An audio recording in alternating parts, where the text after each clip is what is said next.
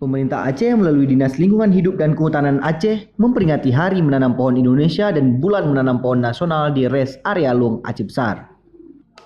Dalam aksi lingkungan itu, sebanyak 3.000 bibit pohon disebar di kawasan Luang. Sementara 500 diantaranya ditanam secara simbolik dalam prosesi acara itu.